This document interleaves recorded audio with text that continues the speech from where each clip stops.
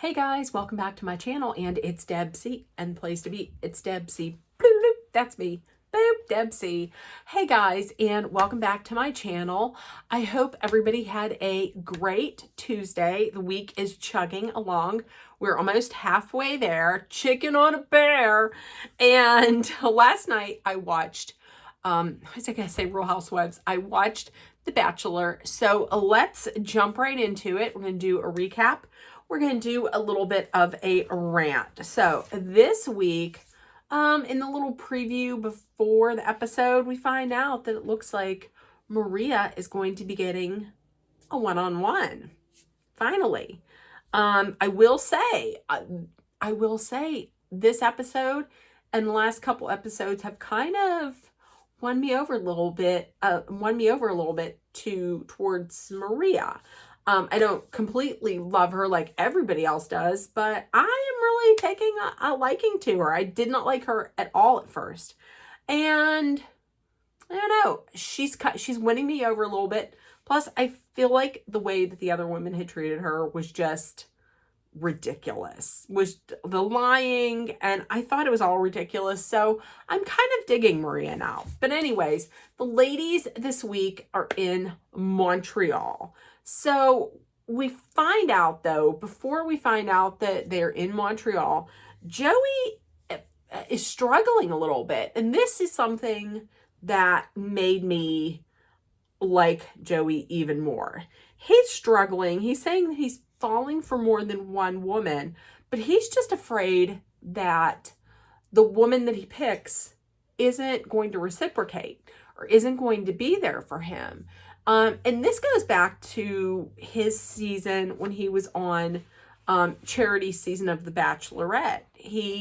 She wasn't there for him. She of course picked Dalton, but he was very upset by it. It seems like it really played a number, really did a number on him. And so it was almost kind of like, and he pulled himself aside, and it kind of sounded like he was maybe having a little bit of not a full-blown anxiety attack, but he was getting some anxiety. And that to me made him very relatable and very likable and very authentic, which is interesting because now I don't watch Nick Viall's podcast. I did not watch Nick Viall when he was on The Bachelorette, and I did not watch his season. From what I understand, everybody that did watch his season says that he is one of the worst, if not the worst, bachelor that they had. So, and not very likable. So he had come out this past week and had said that Joey is inauthentic. He's not being his authentic self because the only time he lets women go is either at the end by not giving them a rose at the rose ceremony, or when they go on a one-on-one date and he doesn't give them a rose there. He's saying that because he only does it in those two instances and not just like in the middle of the show, he's not being authentic, which is bullshit. Because if you can get on TV and you can show your vulnerability and you can talk about how you truly feel and your feelings, then listen, that makes you 100% authentic and genuine. So that made me just want to like fly to wherever he is and give him like a huge hug. But it made me relate to him so much more, because I suffer with anxiety attacks sometimes. So I really did appreciate that. And on behalf of Bachelor Nation, I'm gonna say fuck you, Nick Viall. So there we go. Does Nick Viall get some killer guests on his podcast? He really does. But I thought that was bullshit. And as soon as it comes out, we find out that that Joey does the exact opposite of what he said that he does during this episode. So we will get into it. So moving forward, they are in Montreal. We find out that there is going to be 3 dates. There's going to be a group date. There's going to be 2 one-on-ones. So if your name is not read during group date, you know you're getting one of the one-on-ones. So the group date, who is going on that? It is Caitlin, Daisy, Jen, Rachel, Lexi, Leah, Jess, and Kelsey A. So the ladies meet up with Joey, and this was kind of a hodgepodge. This feels like it was a date that was just thrown together at the very last minute. The ladies and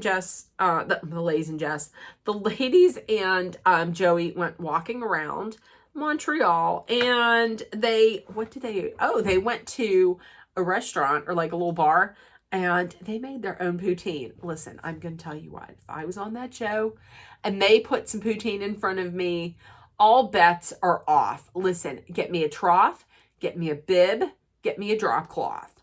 I'm gonna need all of those, because poutine, yes please, because I'm going to poutine it in my mouth. Poutine, in case you didn't know, it is French fries, cheese curds, and a brown gravy. Yes, please. And some of the ladies were having fun with it. They were making like different disgusting combinations. I think that was Jen. And she was having fun with it. But then there were some others who you could tell were obviously getting a little frustrated without some one-on-one attention. And that was Lexi, Kelsey A, and Jess. Jess is especially frustrated because she has not had a one-on-one. Okay, so listen, this is my take on it. If you're feeling frustrated that you haven't had a one-on-one, or you feel like you are fading into the background and you need to be noticed, so make yourself noticed. Maybe instead of crying and complaining, maybe step it up. Maybe steal him away, give him a kiss. I don't know. Do something so you can grab his attention. There were plenty of women, Rachel, Jen, they were having fun. They were having fun, and they were stealing little moments. So that's always an option. Okay, so the after party at night. Going into it, Lexi right off the bat is saying that she needs some reassurance. Not to him just yet, but she needs reassurance of how she feels. So, and many of the other ladies are talking like that as well. Joey enters the room, and all of a sudden he's like, what's going on? Nobody says anything. It's kind of awkward. And he's like, I just walk in and everybody seems super sad. He just basically wants everybody to open up and, talk about what's on their minds. Caitlin is the first to go. Caitlin said that she's really had it hard this week, and she sees that he has a connection with others, and she really hasn't had a one-on-one. This is a theme that is carried throughout the episode. A lot of the ladies are frustrated because they don't have that one-on-one attention, and they see the connection with everybody else, with all the other ladies, and they're getting a little, I don't want to say jealous, but they're getting a little envious, and they're feeling a little frustrated. So Caitlin talked to him at first. He assured her, he kissed her, and he said nice stuff. Kelsey A, she talked to him. She said she wants to feel wanted, and she feels like she's fading into the background. And he says, he reassures her, listen, you could never fade into the background. Reassured that they do have a strong connection. And listen, I know I'm not the only one, but when she kind of said softly, I'm falling for you, and then he said, did you whisper that? Say it again. Oh my gosh, when he said that, I was like, oh, I am not the only person in Bachelor Nation that thought that. I know I'm not. When he said that, I was like, oh, so she's falling for him. And their connection is obviously very strong. I'm gonna say that I think she's gonna be in the final 4. I think she's going to hometowns. I think hometowns, he's going to her hometown. Next up was Lexi. Now Lexi, he had said to her, he said, it seems like you were a little off today. And she wants to question his timing. She wants to know what his timeline is for getting engaged, getting married, having kids. He says that he sees a 2 to 3 year engagement. Then once they're married, enjoy married life a little bit, and then try for kids. That is something that at first she had said, okay, well, that's the answer that I needed. But you could tell that it was something that that didn't sit right with her. It something seemed off. And I also got that kind of like, instead of kissing, they just hugged. So I was like, wait, is she going to eliminate herself? Because she didn't seem too happy with that answer. So all throughout the after party, I don't know, it was just very like, it was a very mopey kind of episode. I don't know if jet lag got to these women or what. I know that they're really feeling their connection with him is feeling much deeper now, but it was a very mopey start to this. Jess had said that, now listen, Jess, okay. I'm going to say what happened, and I'm going to say after what I think. Now, Jess, the whole time, Jess was like, I have not talked to him. I got to talk to him. I haven't had a one-on-one. The whole time, I'm like, why don't you just go talk to him? So she goes and she talks to him. She said, I'm falling for you. He's not. He basically just said, listen, rather than leading you on, I can't do this to you. I can't keep you here and lead you on because I'm not feeling it. And then he had said off camera, he said he's worried about what he did to her is going to happen to him from one of the ladies. Listen, I'm going to tell you, this is another example of how he is different from other bachelors. Like when he walked somebody out, he was holding her hand and he hugged her, and you could tell he felt genuinely bad about doing this to her. I could tell. So that's it. I just think he's so different from any other bachelor. Go ahead and try and convince me he's the same, but I won't believe you. But so Jess is gone. Now, I'm going to tell you, I could have told you before this week that there was no chemistry between those two. I just didn't think there was. Yes, they did suck face on the first night, and she was the first one to get, tonsil hockey with Joey. However, I didn't see anything between the two of them. There's a couple people on here that, contrary to popular opinion, I don't know if I see something. But with Jess, I did not see anything with the two of them. Okay, so Joey goes back into the room, into the mansion or wherever, after he lets Jess go. And he hands out the rose. The group rose goes to Jen. And I think the group rose went to Jen because it was a group date, but she had fun and she was all in, and there were times when she just made him feel like, like she cared, to maybe she wanted to have fun, to make him have fun, to like maybe cheer him up a little bit.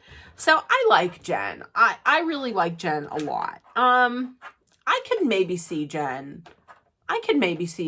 as a final going to the hometown. I could see Jen. So the one-on-one date, that means there's 2 people left. So the 2 people that are getting dates is Kelsey T and Maria. So Kelsey T's date is next. They go to this, I don't want to say gymnasium, but they go someplace where there's an aerialist, something like a Cirque du Soleil. So they're going to be training, they're going to be doing training to be an aerialist. Listen, I understand that this is something that could be romantic, but another reason why I love Joey, because he puts himself in these situations and then listen, rather than like flying through the air and holding hands and doing these beautiful poses and he's spinning around. He's getting dizzy and sick and like lightheaded. He feels like he's gonna throw up. There is nothing more romantic than thinking, am I gonna die? Am I gonna vomit? I mean, this is, oddly enough, those have been some of the things that I have thought during first dates. Am I gonna die? Am I gonna vomit? Oh my God, why am I so dizzy? But Kelsey T was very understanding about the whole thing. I'm telling you what, last week they put him in those high heels and make him do the flamenco. Now they're spinning him around up in the air until he's getting ready to throw up.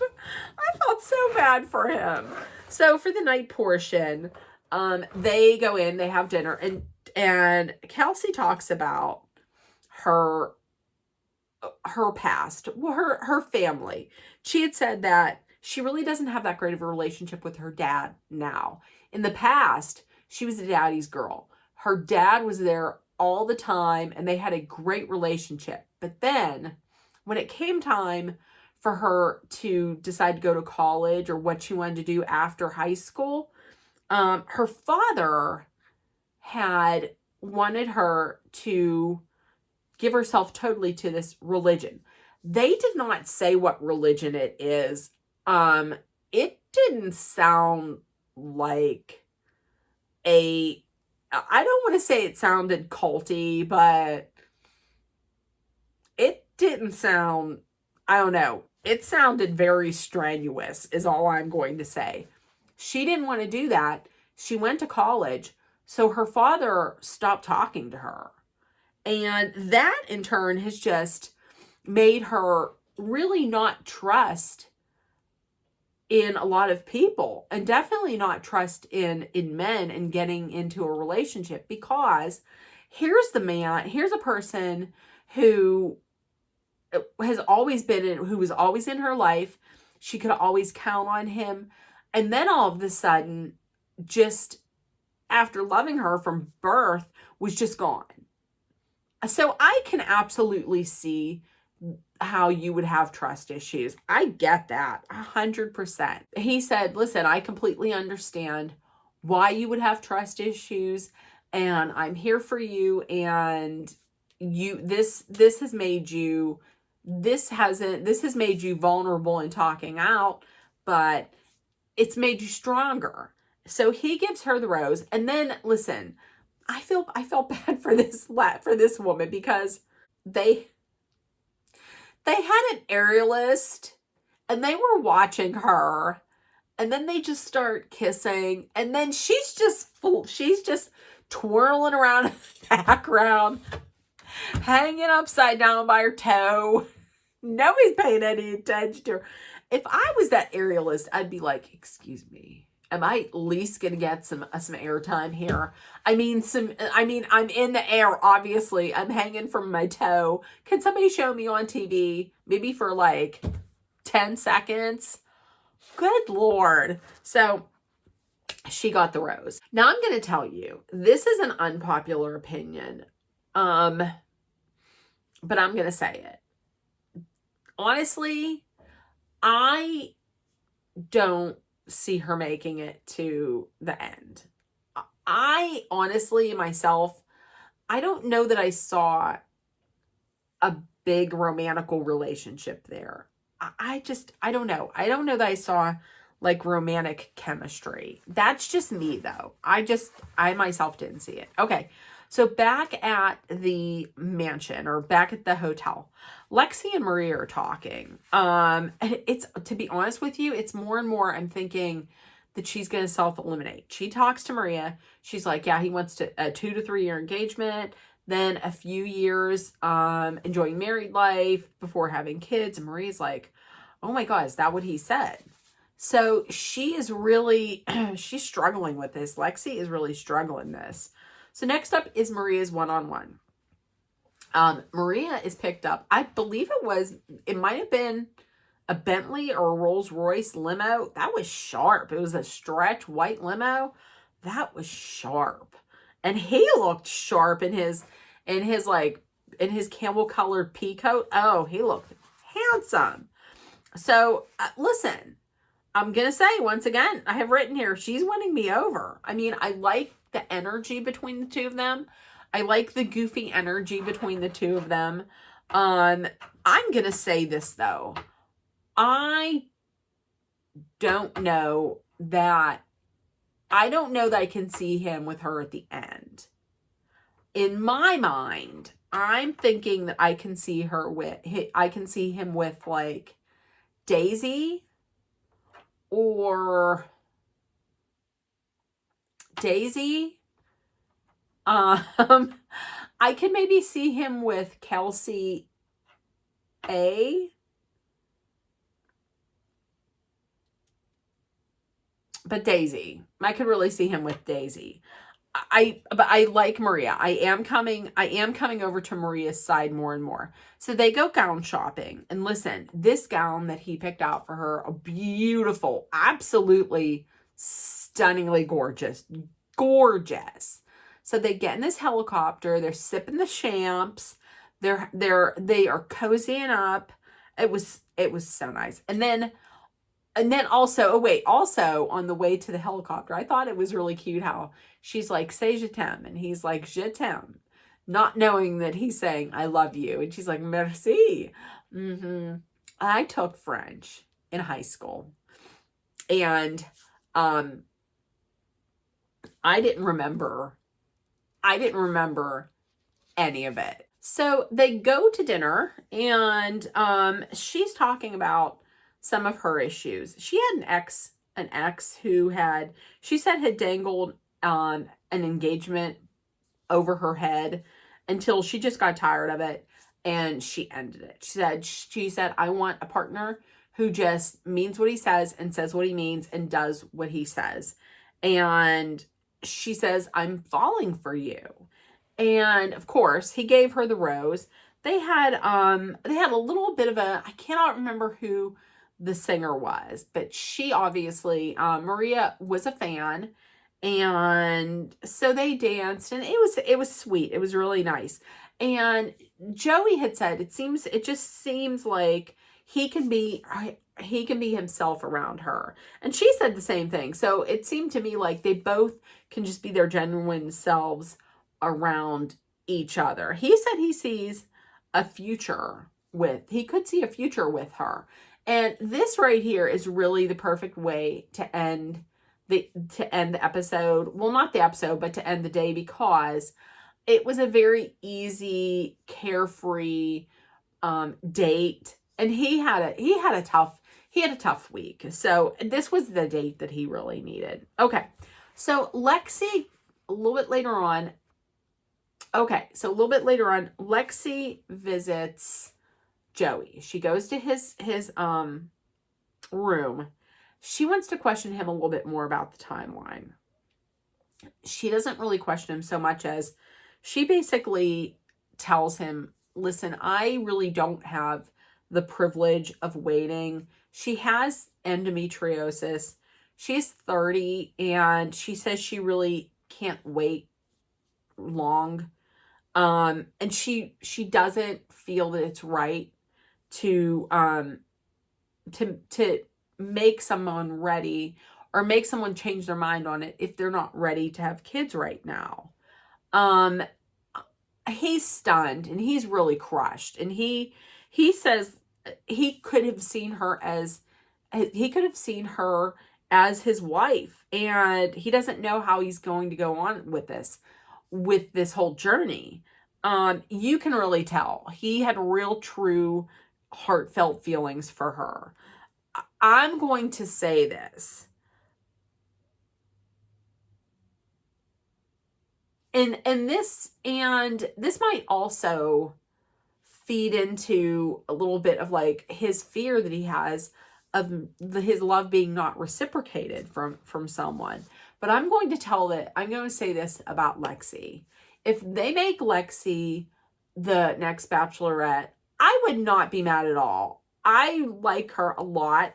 I'm going to say she made herself very vulnerable, but by making herself vulnerable, she made herself stronger.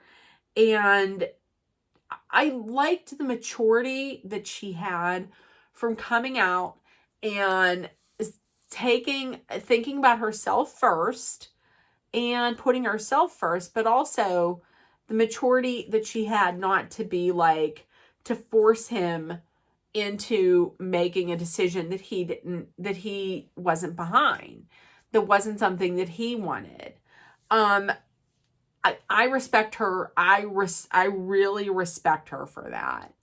If they were to make Lexi Bachelorette, I would not be mad at all. I thought I say kudos to Lexi for showing that maturity, and for making herself vulnerable in that situation. So she went home and it was a heartbreaker, but I have nothing but respect for Lexi after that. And if you want to make her Bachelorette, I would be happy to watch a season that she's Bachelorette. Absolutely.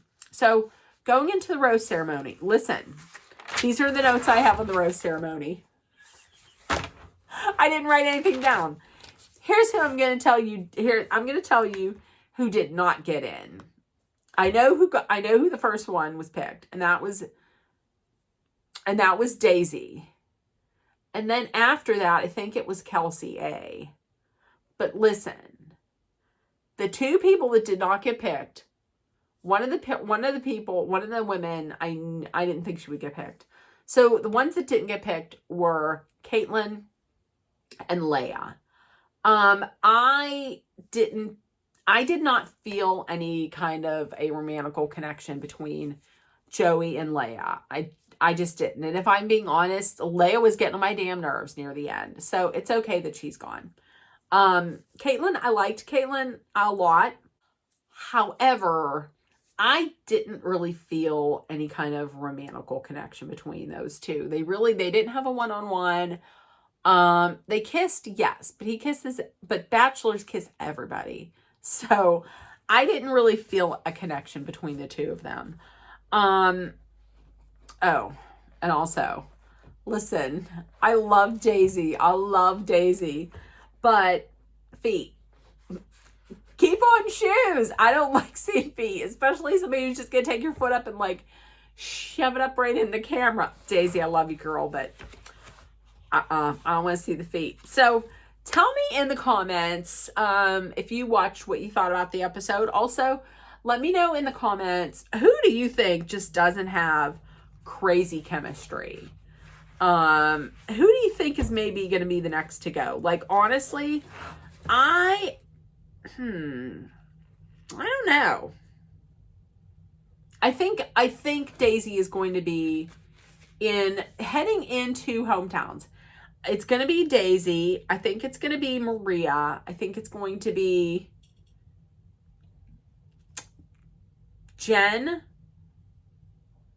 And I think it's going to be, wait a minute. It's going to be Daisy. It's going to be Maria. It's going to be Kelsey A. It is going to be Jen. Yeah, that's going to be the 4. The one woman that I really like a lot is Rachel. I don't know that I see him picking Rachel. I like Rachel a lot. I don't think Kelsey T is going to make it the whole way, and I don't think, who else is there? I don't think Kelsey T is going to make it to, I don't think so. So there we go.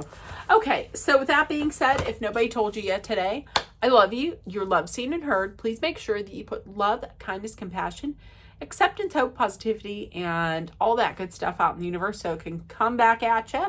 Please take care of one another. Also, number 1, please be aware of your surroundings. Number 2, please stay safe. You may or may not get a video from me tomorrow. We shall see. So with that being said, everybody have a great day and a great Wednesday. Bye, guys.